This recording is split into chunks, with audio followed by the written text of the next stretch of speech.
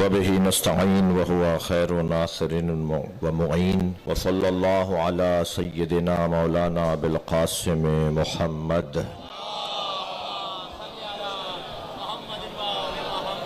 وآله الطيبين الطاهرين الذين قال الله إنما يريد الله ليذهب عنكم الرجس أهل البيت ويطهركم تطهيرا اللهم صل على محمد وعلى محمد ولعنة الله على أعدائهم أجمعين من يوم عداوتهم إلى قيام يوم الدين أما بعد قال الحكيم في قرآن الكريم بسم الله الرحمن الرحيم إنا زينا السماء الدنيا بزينة الكواكب اللہ سورہ مبارکہ بقرہ میں ارشاد فرما رہا ہے بتحقیق ہم نے اس آسمان دنیا کو ستاروں سے سجایا ہے۔ سجانا کام اللہ کا ہے اور سجے ہوئے گھرانے کے ہم مرید ہیں۔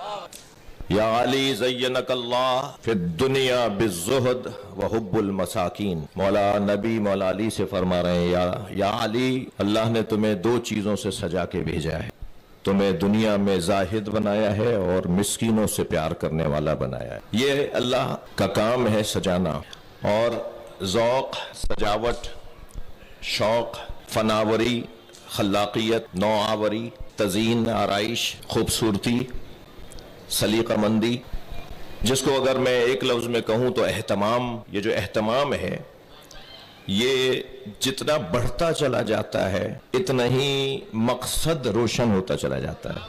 اگر میرے اور آپ کے نزدیک محفل مقصد ہے تو بغیر اہتمام کے نہیں ہوگی۔ اگر ہمارے نزدیک مجلس مقصد ہے تو بغیر اہتمام کے نہیں ہوگی، اور جتنا مقصد عظیم ہوگا اتنا ہی اہتمام کثیر ہوگا۔ دیکھیے سرکار کا وجود مقصد الہی ہے، مقصود پروردگار، مطلوب پروردگار، اور جو مقصود الہی اور مطلوب الہی ہے وہ بغیر اہتمام کے نہیں آیا۔ 1,23,999 پیغمبر اہتمام ہیں۔ یہ 4 آسمانی کتابیں نہیں، صحف ابراہیم و موسیٰ، سینکڑوں کی تعداد میں کتابیں ہیں کہ جو اللہ نے اہتمام کی صورت میں نازل کی ہیں۔ اور اہتمام کس کے لیے ہو رہا ہے؟ ایک ایسے آنے والے کے لیے کہ جس کو دیکھ کر حسن کا پتہ چلے کہ حسین کسے کہا جاتا ہے۔ لہذا اہتمام، انتظام، میں گزارش کروں گا تمام احباب سے کہ باب العلم فروغ ایمان ٹرسٹ باب العلم کے ذمہ داران جو میں تو 2003 میں جب باب العلم آیا اور پچھلے 1.5 سال پہلے جو ہے وہ رخصت میں نے لی، جس معنی میں رخصت لی ہے وہ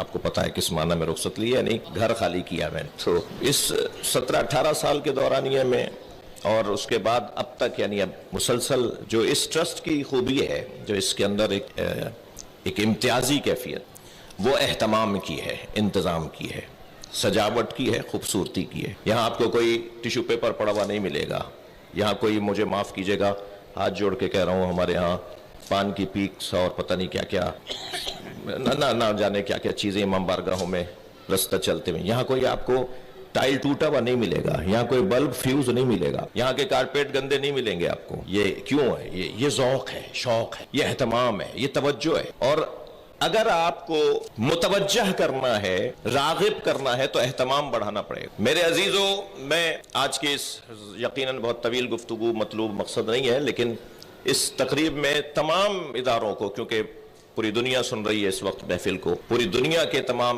اداروں کے ذمہ داروں سے کہوں گا کہ امام کا گھر ہر گھر سے بڑا اور سجا ہوا ہونا چاہیے، اس لیے کہ جتنا امام بارگاہ مسجد، امام بارگاہ اللہ کا گھر، اہل بیت کا گھر۔ قرآن مجید میں مسجد بنانے کا حکم بھی ہے، اہل بیت کا گھر بنانے کا بھی حکم ہے۔ اہل بیت کا گھر امام بارگاہ کہلاتا ہے اور اللہ کا گھر مسجد کہلاتا ہے۔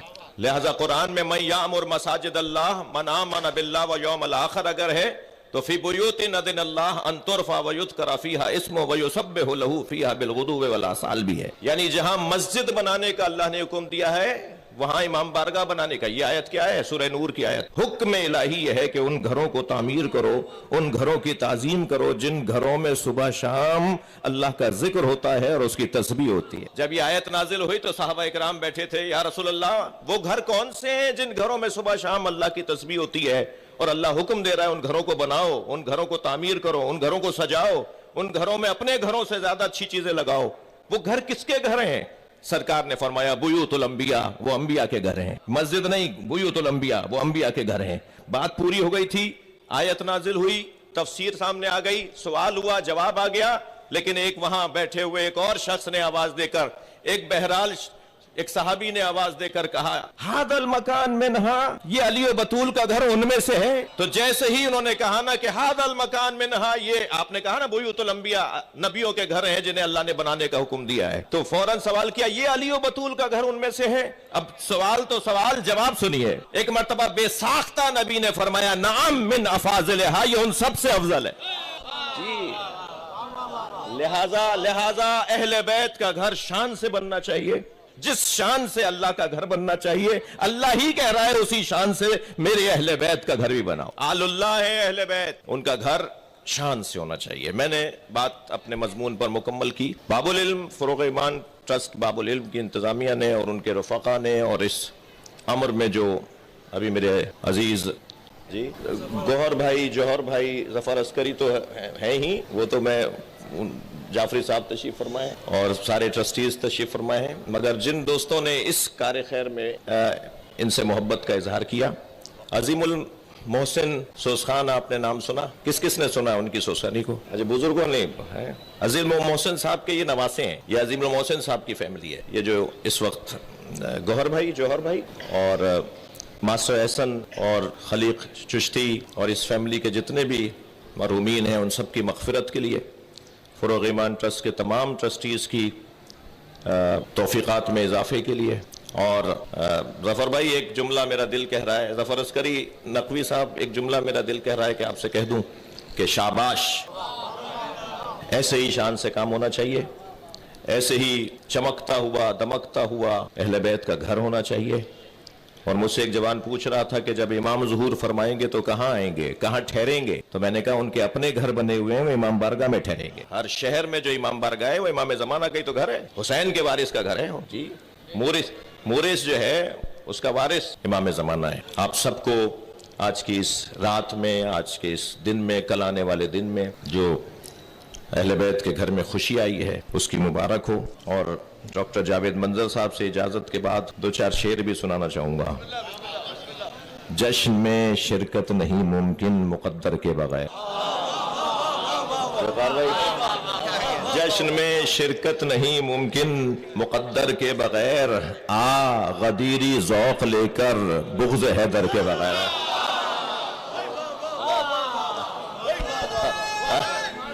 سبحان اللہ سبحان اللہ۔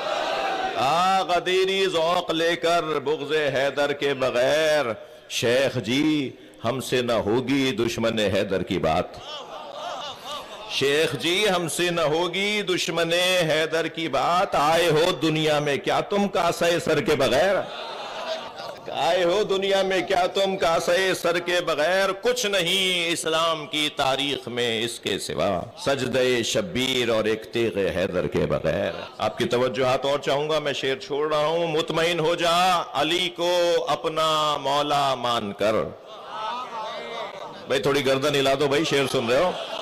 مطمئن ہو جا علی کو اپنا مولا مان کر، مطمئن ہو جا علی کو اپنا مولا مان کر، زندگی پر کیف گزرے گی کسی ڈر کے بغیر،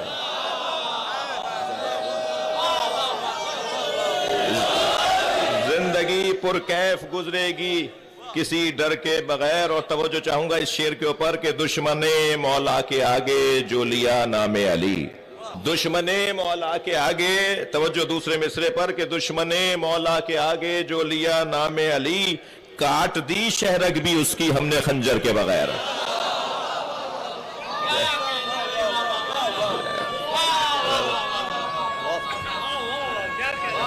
بڑی ہدایت۔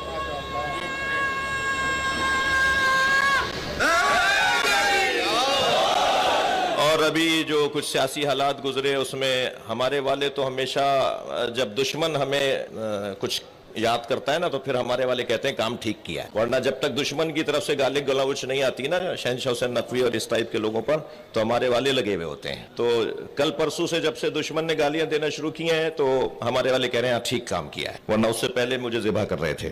ان کو میں کچھ کہہ رہا ہوں کہ مارکا بدر و احد کا سوچ کر تازہ کرو. یعنی اپنے والوں کو نہیں کہہ رہا جو اخلاقیات کے دشمن ہیں, جو تہذیب کے دشمن ہیں, جو انسانیت کے دشمن ہیں, جو تکفیریت کا حامل وجود رکھنے والے لوگ ہیں, ان کو کہہ رہا ہوں مارکا بدر و احد کا سوچ کر تازہ کرو, ذکر حیدر آج بھی لڑتا ہے لشکر کے بغیر.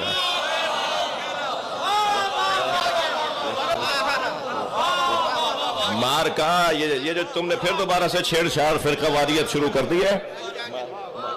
مارکا بدر و احد کا سوچ کر تازہ کرو, ذکر حیدر آج بھی لڑتا ہے لشکر کے بغیر. اور مطلبی آسی بہت ہو کہہ دیے اشعار چند, مطلبی آسی بہت ہو کہہ دیے اشعار چند, رہ نہیں سکتے ہو تم فردوس میں گھر کے بغیر. بہت شکریہ. ابھی علامہ شہنشاہ حسین نقوی صاحب آپ سے حق ہے علی حق ہے علی علی